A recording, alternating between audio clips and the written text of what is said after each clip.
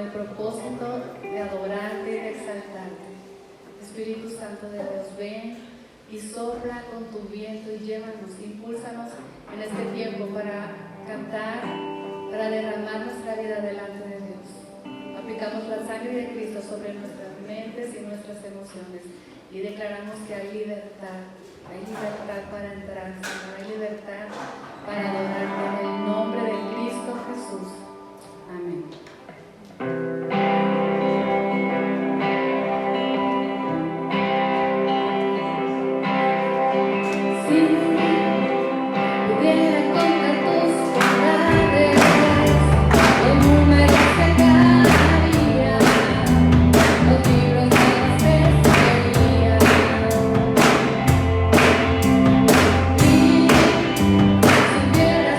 Suficientes días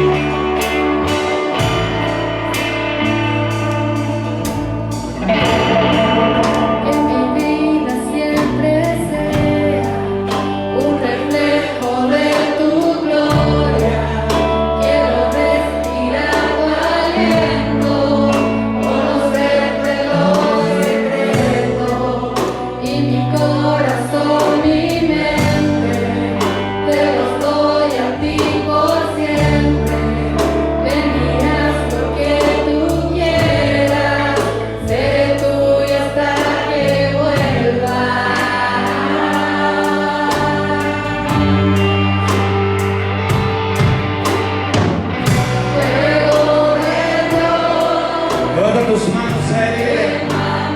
Purifícanos, Señor, este día. Y llénanos de ti, Señor.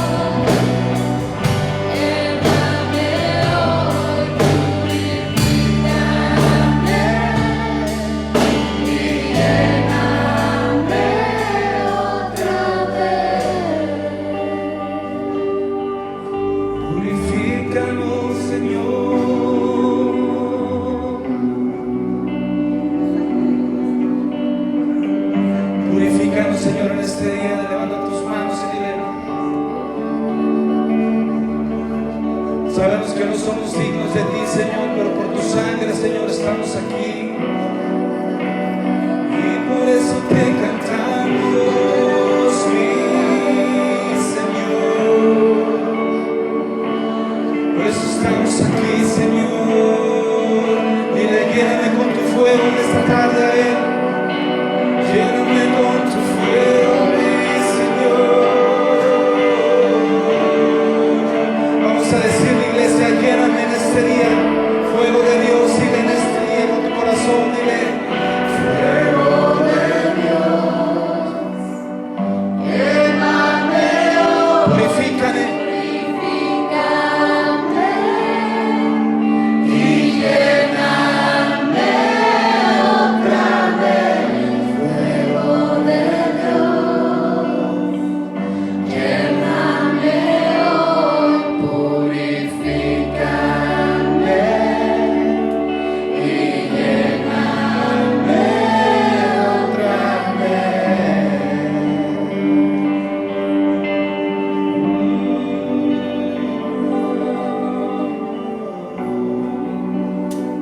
¿verdad? Y Dios bendiga, Carlos.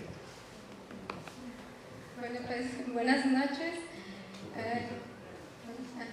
Sí, hay mucha gente, pero bueno. Pues primero muchas gracias por la invitación. La verdad es que no es fácil estar aquí arriba, pero pues primero me gustaría orar y podemos cerrar nuestros ojos. Bueno, Padre, te doy gracias por esta oportunidad de poder predicar tu palabra, Señor, y te doy gracias por la vida de cada una de las personas que estamos aquí. Tu palabra dice que tú pones tanto el querer como el hacer, Señor, y tú has dispuesto a nuestros corazones estar aquí. Gracias, Padre, y declaramos que tú preparas los corazones de cada uno de nosotros para recibir tu palabra y ponerla por obra. En el nombre de Jesús, amén. Bueno, sí me podrían acompañar a Apocalipsis 2:12.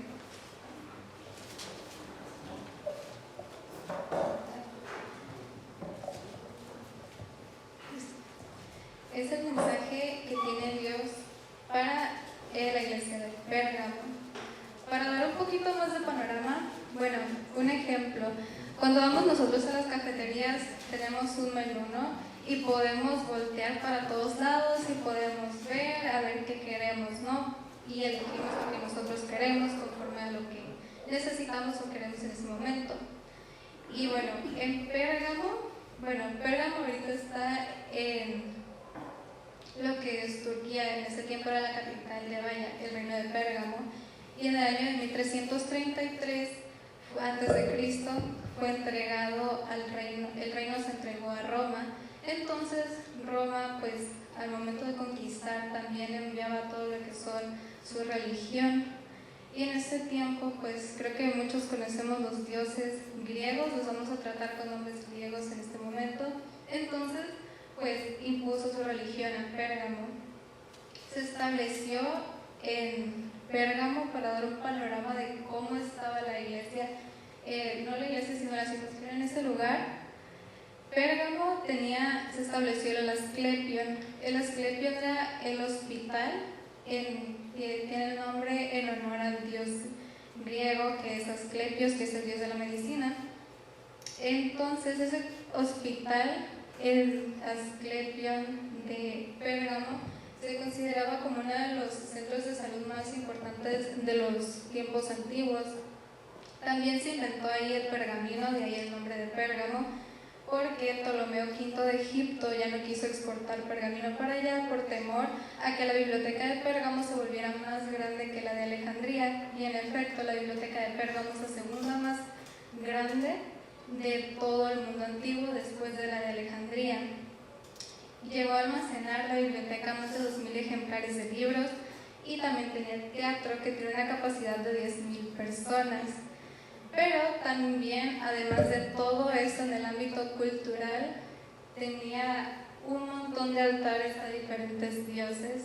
Podías ir a Pérgamo y te dabas un recorrido y había un montón. Podías volver para un lado y podías ir al de Zeus o el de Dionisio, de Afrodita, dependiendo de lo que tú necesitaras. Por ejemplo, si necesitabas sabiduría, Atenea, que es la diosa de la sabiduría, ibas a ese altar, ¿no? Y la forma de adorar en esos altares, en esos templos, eran dos, ya sea ofreciendo comida al templo o entregando sus cuerpos a los servidores del templo como si fueran el mismo Dios. Esa era la manera en la que ellos adoraban. Pero entonces llega el Evangelio. Entonces, imagínense qué difícil el panorama del Evangelio de creer primero en un montón de dioses a pasar a creer solamente en uno. De todo lo que necesitabas, ibas al templo de cada dios, pero Dios tiene lo que nosotros necesitamos. Entonces en la palabra dice, en el versículo 12, se presenta Jesús y escribe el ángel de la iglesia en Pérgamo, el que tiene la espada aguda de 2 filos, dice esto. La espada de 2 filos, pues creo que muchos conocemos el versículo en Hebreos 4:2, dice, porque la palabra de Dios es viva y eficaz y más cortante que toda espada de 2 filos y penetra hasta partir el alma y el espíritu, las coyunturas y los tuétanos, y discierne los pensamientos y las intenciones del corazón. O sea, una espada normal entra y sale, pero una espada de 2 filos entra y desgarra todo lo que hay a su paso. Entonces, este versículo dice que penetra hasta partir el alma y el espíritu. Dios conoce nuestra alma, Dios conoce nuestro espíritu y lo que nosotros necesitamos en lo espiritual. Dice las coyunturas y los tuétanos, físicamente Él sabe cómo somos, Él nos creó y si necesitamos algo, Él lo sabe y nos lo va a dar. Entonces, Dios, Jesús, es la verdad y tiene la solución para toda nuestra vida. O sea, si antes necesitabas salud y ibas al templo de Asclepio, del dios de la medicina, ahora no. O sea, tenemos a Dios que sabe todo de nosotros. Su palabra dice que Él creó cada una de las delicadas partes de nuestro cuerpo en Salmos. Él nos conoce y Él sabe específicamente lo que necesitamos. Pero a veces queremos a Dios como un menú, solamente diciéndole, Dios, quiero esto, quiero lo otro, por favor dame esto, dame aquello, pero no nos detenemos a pensar qué es lo que realmente necesitamos. Por eso su palabra dice que tenemos que orar conforme al Espíritu, porque Él sabe lo que necesitamos. O sea, nosotros no sabemos, pero Él sí. Él nos da lo que necesitamos cuando lo necesitamos. Y Él sabe dónde está el problema y lo arregla. En el 13 dice, yo conozco tus obras y donde moras, donde está el trono de Satanás, pero retienes mi nombre y no has negado mi fe, ni aun en los días en que Antipas, mi testigo fiel, fue muerto entre vosotros, donde mora Satanás. Si buscan Pérgamo en internet, van a aparecer muchos videos y artículos, no todos, pero sí van a aparecer varios en donde dice Pérgamo, el trono de Satanás. Y pues, ¿por qué no? Bueno, a veces, no sé, hay personas que piensan que Satanás es como un sistema o algo así, pero él es una persona que usa diferentes ideologías. En ese tiempo la ideología pues eran los diferentes dioses, los diferentes altares, pero en este tiempo son las ideologías que hay en el mundo. Ese es el trono de Satanás en este momento. Un ejemplo de una ideología es el liberalismo, ¿no? Que es una ideología basada en el yo y en el individualismo, que lo que yo tengo y lo que yo hago con lo que tengo, mientras no afecte a los demás, no hay ningún problema. Y lo que hace el diablo, bueno, es un imitador del mensaje de Dios. En estos tiempos hay ideologías para todo, ¿sí o no? Para todo lo que ocupemos hay una ideología. En estos tiempos, por ejemplo, antes en la mitología griega el dios todopoderoso era Zeus, ¿no? Y en estos tiempos todo lo que nosotros podemos hacer, pues a lo mejor las personas piensan con el dinero, ¿no? si tengo dinero, puedo hacer tal y tal cosa, ¿no? O sea, si tenemos dinero, podemos hacerlo todo y podemos tenerlo todo. Hay otras personas que creen que los problemas se van a acabar con una buena educación y no es cierto. O sea, la educación es buena educarnos, pero ¿cuántas personas con mucha educación están en el poder y seguimos como estamos? O sea, la educación es buena, pero la educación no es Dios. También la medicina, muchas personas tienen la medicina aquí arriba, ¿no? O por ejemplo, en estos tiempos con la vacuna, últimamente he visto varios, pues en internet, ¿no? Varias personas que dicen que están idolatrando la vacuna, que dicen, me puse la vacuna y ahora me siento muchísimo mejor, ya no estoy nerviosa, ya no estoy estresada por todo lo que está pasando. La medicina creó la vacuna y de todas maneras surgieron nuevas cepas, está evolucionando. Entonces la medicina es buena porque Dios la creó, pero la medicina no es Dios, no va a quitarnos todos nuestros problemas. Y también la política. ¿Cuántas personas hemos visto que pues tienen a los políticos también aquí arriba, ¿no? Que tal partido va a solucionar todo esto. Y hay muchas familias también que se pelean por eso. O sea, la política no va a solucionar todo. Una buena política no lo va a solucionar porque no es Dios. Y hemos visto buenos políticos en diferentes países que dicen, no, es que tiene una política muy buena, etc., etc., pero de todas maneras las personas siempre encuentran la manera de torcer las cosas, aunque todo parezca que está bien. Y pues la ideología para cada situación está, ¿no? Pero Jesús no es una ideología, es una verdad, es la verdad de Dios. En el 14 dice, pero tengo unas pocas cosas contra ti, que tienes ahí a los que retienen la doctrina de Balaam, que enseñaba a Balac a poner tropiezo ante los hijos de Israel, a comer de cosas sacrificadas a los ídolos y a cometer la fornicación. Para dar un poquito más de contexto, en Números, cuando el pueblo de Israel iba a cruzar Moab, el rey de Moab, Balac, le dijo a Balaam, le hizo llamar y le pidió que en su nombre maldijera al pueblo de Israel por temor a que le pudiera pasar algo, que a Moab le pudiera pasar algo. Pero Dios no permitió en ningún momento que la maldición cayera sobre su pueblo, sino que cada vez que Balaam abría su boca era para bendición. Entonces, como esta técnica no les funcionó, en Números 25 del 1 al 3 dice: moraba Israel en Sittim, y el pueblo empezó a fornicar con las hijas de Moab, las cuales invitaban al pueblo a los sacrificios de sus dioses, y el pueblo comió y se inclinó a sus dioses. Así acudió el pueblo a Baal Peor, y el furor de Jehová se encendió contra Israel. La técnica entonces que habían utilizado ellos era con las mujeres, que le enseñaron a las mujeres con las que se quedó el pueblo de Israel, a inducir al pueblo a adorar a otros dioses que no fueran el Dios de Israel. Y hay personas dentro de las iglesias que quieren lo mejor de los dos mundos, ¿no? Entre dentro de la iglesia y lo del mundo de afuera. O sea, que dicen, yo sí quiero la salvación, está muy bonito todo lo que dicen, sí quiero las bendiciones, pero no quiero soltar lo que me está ofreciendo el mundo. O sea, nos dicen, no estoy dispuesto. Y en el 15 dice, y también tienes a los que retienen la doctrina de los nicolaitas, la que yo aborrezco.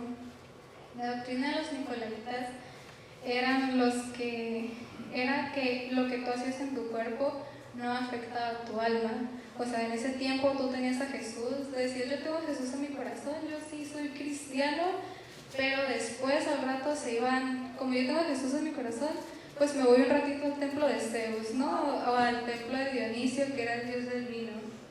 Y hacían con su cuerpo lo que bien les parecía, porque decían, al fin y al cabo, yo ya tengo a Jesús en mi corazón. Y es por eso que muchas personas dentro de la iglesia dicen, pues yo tengo a Jesús aquí, puedo irme un rato con, no sé, a lo mejor mis amigos, que son personas que no están dentro de la iglesia, y participas de las mismas cosas que aunque tú sabes que no están bien, dices, bueno, pues no pasa nada, de todas maneras soy cristiano y tengo a Jesús. Pero un cristiano debe confesar lo que la Biblia enseña, porque la Biblia dice que la fe sin obras es muerta. Entonces, si nosotros creemos pero no demostramos que realmente seguimos a Dios, entonces no vale. Entonces, pues a veces también creemos, cuando leemos las historias del Antiguo Testamento, me ha tocado, ¿no?, que lees y dices, pues esta historia no está muy cristiana que digamos, ¿no? Pero la Biblia es un todo. No podemos solamente tomar un versículo y acomodarlo como a nosotros mejor nos parezca. Entonces en la Biblia, cuando leamos, la Biblia nos enseña de todo. O sea, no nos enseña solamente un ministerio, el ministerio de Jesús, no nos enseña solamente diferentes historias, sino que si realmente la estudiamos, nos enseña diferentes ciencias también. Incluso pues nos enseña el inicio del mundo, el inicio de la humanidad, de todo. Entonces, cuando veamos un fracaso en la Biblia, no tenemos por qué cancelar el ideal divino. Los fracasos que hay en la Biblia son para enseñarnos el ideal divino que tiene Dios, los propósitos que tiene para nuestra vida. O sea, necesitamos el cuadro completo, no solamente una porción. En el versículo 16 dice: por tanto, arrepiéntete, pues si no, vendré a ti pronto y pelearé contra ellos con la espada de mi boca. Aquí pues vimos en la presentación, ¿no?, la espada de dos filos, y Jesús siempre nos va a confrontar con su palabra. O sea, no hay mejor dirección o un mejor manual para nuestras vidas para saber qué es lo que Él quiere en su palabra. Si estamos haciendo algo mal, siempre va a haber una palabra precisa para nosotros que nos va a incomodar y que nos va a hablar para corregir lo que hay y que a Dios no le agrada. Con su palabra lo que Dios quiere hacer es como con los bisturís, ¿no?, que van capa por capa delicadamente abriendo para ir sanando, para ir sacando todo lo que a Él no le agrada. Pero cuando no queremos aceptar lo que Dios quiere para nosotros, entonces Él pelea con nosotros con espada. Okay. La disciplina de ideología, como disciplina filosófica, estudia las ideas, sus caracteres y especialmente su origen, y como concepto es el conjunto de ideas fundamentales que caracteriza el pensamiento de una persona, colectividad o época, de un movimiento cultural, religioso o político. La filosofía de la ideología siempre tiene un origen, y yo me estaba preguntando cómo saber si creemos si Jesús es una ideología en nuestras vidas, si creemos en Jesús como una ideología o realmente como la verdad. Es que la ideología son ideas que tienen un origen. Todas las ideas tienen un origen, y si buscamos atrás en las raíces de todas las filosofías que ha ido habiendo a lo largo de la historia, todas tienen un origen. Pero Jesús es la verdad, Jesús es Dios y Él no tiene un origen, Él siempre ha sido. Dice en Hebreos 13:8: Jesucristo es el mismo ayer y hoy y por los siglos. Entonces, si creemos en Jesús como una ideología más, vamos a estar peleando con lo que puede salvarnos. O sea, si creemos en Jesús como una ideología, vamos a estar buscándole un origen a todas las cosas que hay en la Biblia, y hay cosas ocultas que todavía no nos pueden ser reveladas. Si creemos en Jesús como una ideología, vamos a estar luchando con su palabra que está determinada para salvarnos. Entonces la Biblia dice que cuando ya de plano no nos queremos rendir y seguimos luchando con eso, dice que nos entregan. En Romanos 1:28 dice: y como ellos no aprobaron tener en cuenta a Dios, Dios los entregó una mente reprobada para hacer las cosas que no convienen. Entonces esto nos enseña también a tener el temor de Dios. Y el temor de Dios no es decir, si yo hago esto, Dios me va a hacer lo otro. Lo que nos pasa por nuestra desobediencia es la consecuencia de nuestro propio pecado, nunca es un castigo. Entonces, el verdadero temor de Dios es temer que Él deje de trabajar en nosotros, que Él diga, no, ya no se dejó, lo voy a entregar a la mente reprobada, como dice Romanos. Ese es el temor de Dios. Y ya casi finalizando en el 17 dice, el que tiene oído, oiga lo que el Espíritu dice a las iglesias. Al que venciere, daré a comer el maná escondido y le daré una piedrecita blanca y en la piedrecita escrito un nombre nuevo, el cual ninguno conoce, sino aquel que lo recibe. El Espíritu Santo siempre nos está hablando. ¿Y qué es lo que nos está hablando en este momento? O sea, cada uno de nosotros, ¿qué es lo que quiere? ¿Cuál es la ideología? Si hemos aceptado algo del mundo y lo queremos combinar con lo que hay en la iglesia, que tu palabra dice, hay que pedirle a Dios, no, examíname, oh Dios, y conoce mis pensamientos y señálame lo que en mí no te agrada.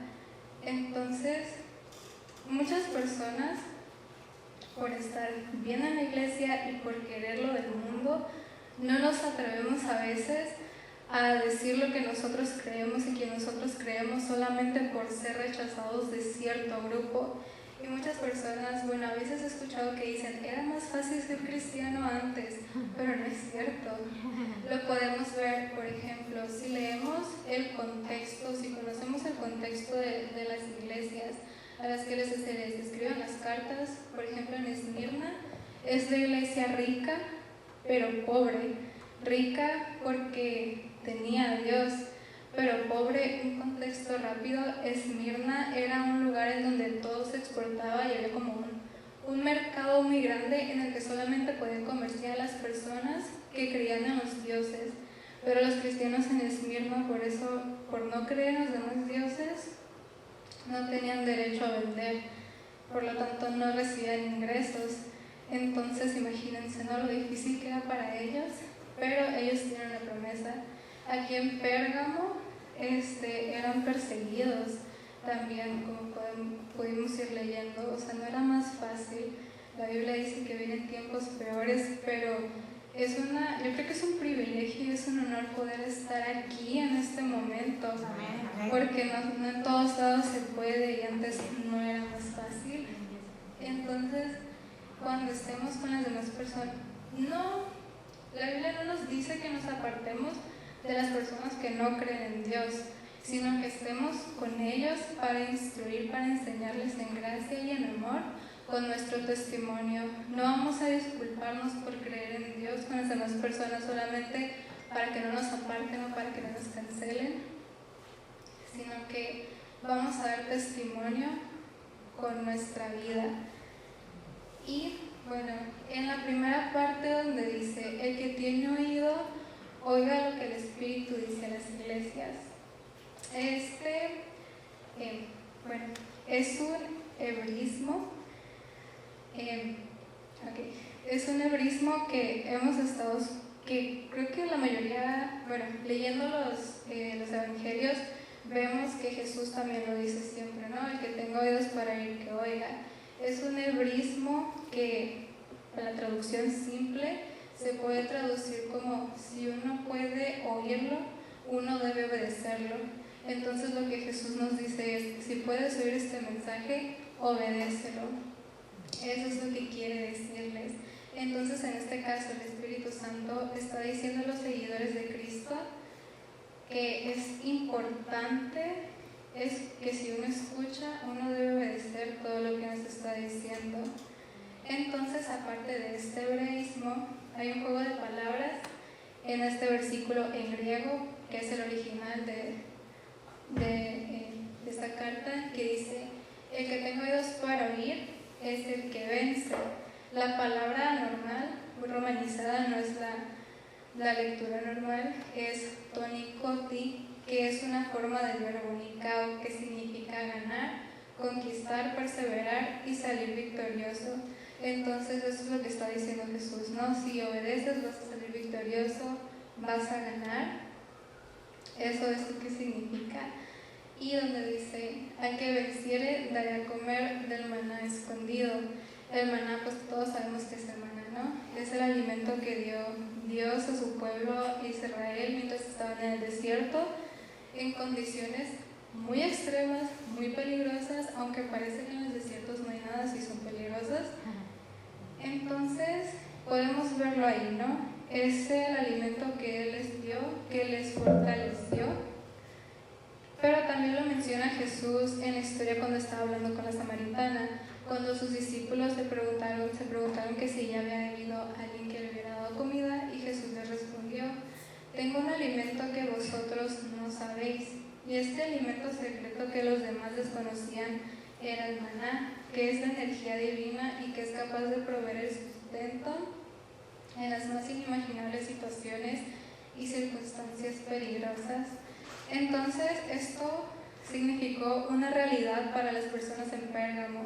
Jesús les prometió su energía a los que obedecieran la palabra de Dios, y por eso quien obedece también triunfa.